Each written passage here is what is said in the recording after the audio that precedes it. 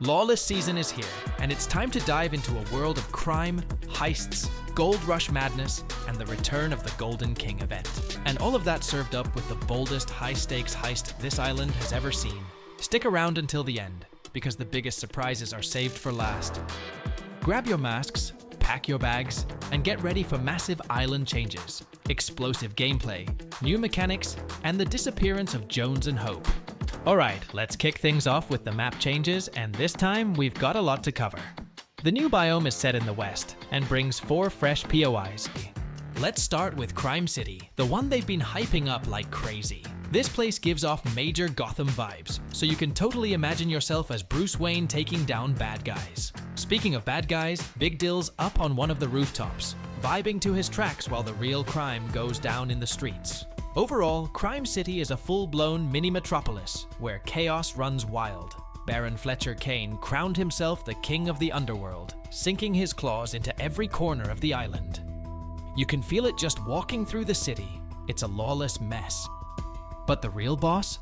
He's holed up north of all this madness, living large at Lone Wolf Lair, pulling up at the worst possible moments, like right in the middle of a heist.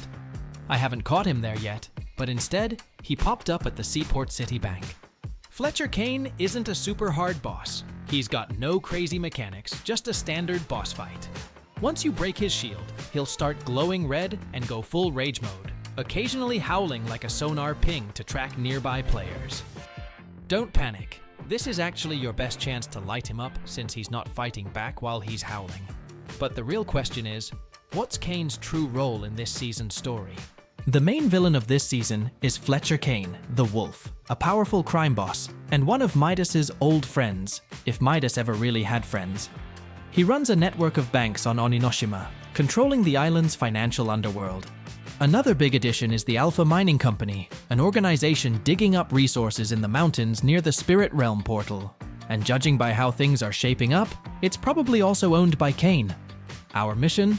Team up with the island's most infamous criminals, put the Tasty Boys track on repeat, pull off a massive heist, and take back all the stolen gold.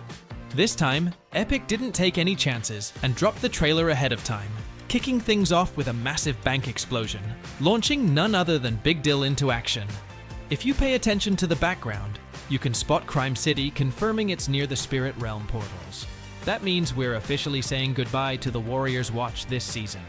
But back to our Green Outlaw. His joyride lasted right up until he face-planted into an armored truck. Didn't stop him though. Big Dill and his Tasty Boys crew dropped a full rap track, playing throughout the entire trailer. If you haven't heard it yet, go check it out. It's probably gonna drop on the Oninoshima radio stations, or at least as a Battle Pass track. And if you thought the main characters of this cinematic were the Battle Pass skins, you'd be wrong.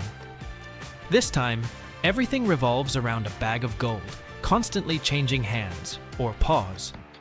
But Epic wasn't as generous with this trailer as they were with the Season 1 reveal. Instead of separate story and gameplay trailers, they mashed them together into one explosive, fast-paced cinematic, fitting for a heist season. They robbed us of a second trailer. The result? Pure chaos, with the entire screen shaking from non-stop explosions in just the first few seconds. The core mechanics and features of this season are all about pure destruction. Epic is bringing back the sticky grenade launcher, which has been locked away for what feels like 1,000 years, and a new C4 variant packed with Meltonite for extra firepower. But that's just the start. There are plenty of ways to wreak havoc. Take the new laser cannon, for example. It melts builds in seconds. From what we saw in the trailer, this thing lasts forever, meaning box players are gonna have a rough time this season. Now imagine all these weapons being used to break into vaults. For anyone who's been living under a bunker the past few weeks, here's the deal. Season 2 is all about 3 things: blowing stuff up, robbing everything in sight, and making a clean getaway. And we need to talk about that second part because heists are the core gameplay loop of Chapter 6 Season 2. We already know at least 2 new locations will feature massive vaults loaded with loot. And good news, if you're not a fan of boss fights, you won't need a keycard to open them anymore. Just from what we saw in the trailer, vault doors can be opened in multiple ways. Whether it's a high-speed drill, explosives, or a laser cutter, the key is to get in fast, flashy, and loud. Though to be fair, that last part is optional. Inside, we'll find tons of gold, chests, weapon crates, and something new, medallions. They seem to be linked to Big Dill, and their design kind of resembles Bitcoin. Right now, we don't know exactly what buffs they give, but they definitely look interesting. Outside of vaults, armored trucks will also be rolling around the island, and they can be taken down the same way. From what I gathered, there are two ways to claim them. Either hijack the truck and crack it open later, or go full Michael Bay mode, causing absolute chaos in a high-speed chase. But vaults and trucks aren't the only targets. How about the train when loopers try to raid the train? The best part? Locked loot compartments can now be breached by placing explosives on the roof and blowing them open. That's some heist movie-level gameplay. Of course, we also got a full look at the new Sub-Zero Mythic. Leakers already revealed most of its abilities, but now we've seen it in action. I wasn't expecting an ice spear, and something tells me slides and uppercuts aren't its only tricks. We'll find out more on launch day. Another weapon that looks insanely fun, the electric bat. I don't know about you, but I love how Epic keeps adding melee weapons every season. And here's something interesting. I've noticed a possible Yakuza collab tease, because the electric bat looks a lot like the one used by Ichiban Kasuga, one of the main characters from Yakuza. With insider leaks hinting at a potential crossover, now's the time to start stacking those precious V-Bucks. Now, let's talk about something that genuinely freaked me out. The new dual shotgun SMG hybrid. Yeah, you heard that right. One hand holds a shotgun, the other wields a rapid-fire SMG, and this thing looks insanely broken. Public matches are going to be absolute chaos for the first week. Story-wise, the new cinematic didn't really blow anyone away, but the weirdest part? Hope is completely missing. This is the first time since Chapter 5 that she hasn't appeared in a season reveal, which is pretty strange considering Charlie Wen has been making her the centerpiece of the storyline for over a year now. But it's not just Hope. Midas barely gets any screen time, just about 5 seconds max, which pretty much confirmed it and built an entire financial empire. We can already see his mining operation in one of the new locations, the gold mines, and considering he's also getting his own mansion, it's safe to say he's the richest person on the island. And from what the trailer showed, it looks like we're gonna cause absolute mayhem by robbing his fortune. But why? The island and the loopers are clearly in chaos after the portal event. But how does this fit into the bigger storyline? And more importantly, how are we supposed to explain the fact that the spirit realm's dark forces are about to invade while we're out here robbing banks? This is definitely something worth diving into in a full lore breakdown, which I'll cover when the season drops. But overall, this trailer was insanely good. Fortnite hasn't had something this high energy in a long time, and I just hope the actual season keeps up the same vibe. And I think you already know what that means. Epic's sticking to their tradition of heist-themed seasons, making this the third one in Fortnite's history. Personally, I'm still holding out hope they'll surprise us with something fresh and original. And of course, what's a heist season without Fortnite's gold-obsessed mastermind? As expected, Midas is back. Epic just can't leave this guy alone. They keep milking him like he's the last cash cow in the barn. Then again, Midas has a massive fan base. Midas somehow ended up on Ononishima. Right now, there's no other explanation for how he got here. But that brings up one major plot hole. Break all that down in a dedicated storyline video. Right now, we need to figure out where the action is going down and what changes are coming to the map. We already know that one of the new locations is Crime City, a lawless crime hub where chaos rules and thieves run the streets. The name itself stands out. Before the gangs took over and renamed it, the city was called Crimson City. No idea where exactly this was on the island before though. Nothing matches up. According to insiders, Crime City is set to take over the Warriors' Watch, right near the portal.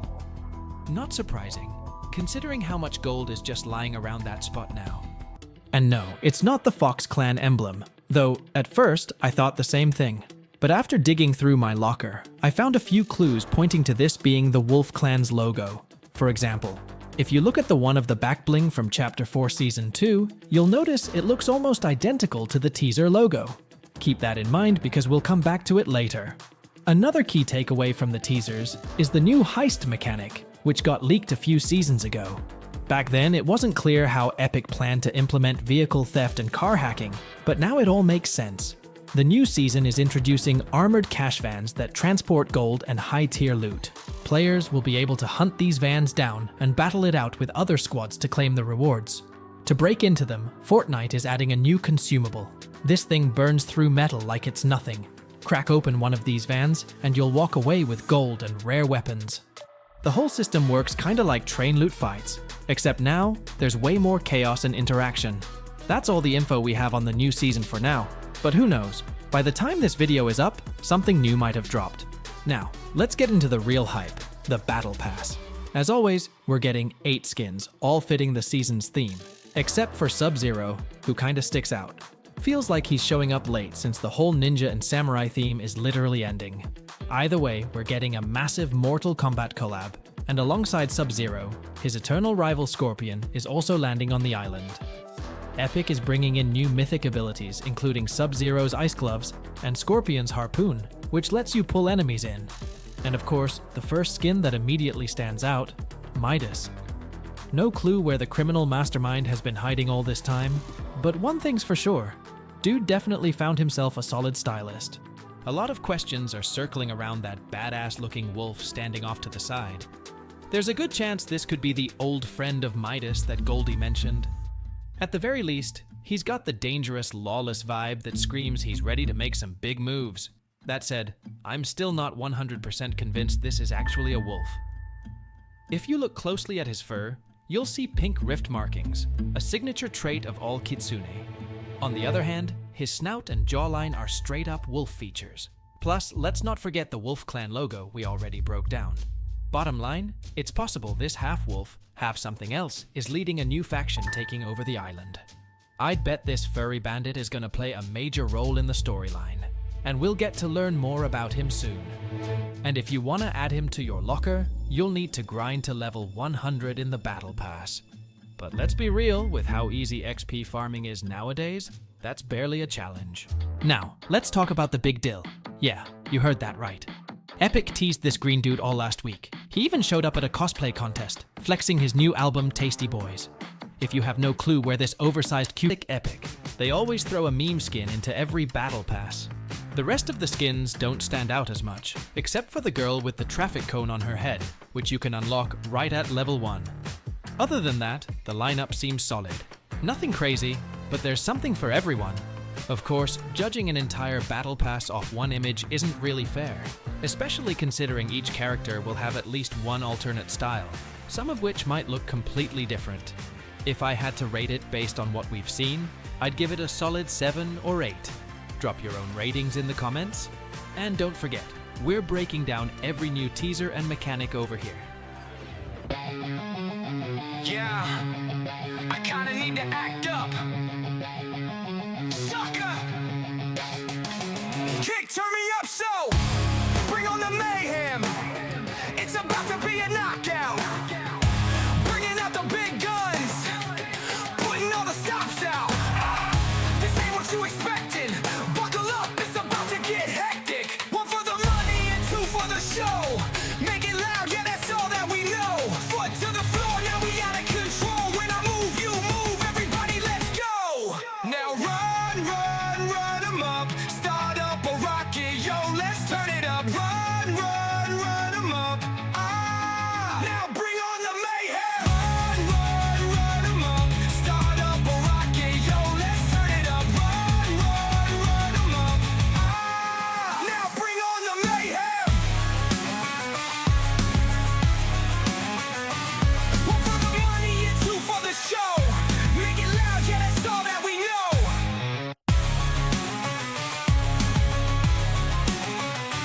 Foot to the floor, now we out of control. When I move, you move, everybody let's go now. We keep it reckless. I'm a big deal, gotta hang it on my necklace. So you better watch out when we dropping in, or we gon' leave you Swiss cheese like boom. We bout to clap these fools. I'll show you just what a pickle and a brat can do. Run, run, run 'em up. We making impressions while keeping it classic. We kinda get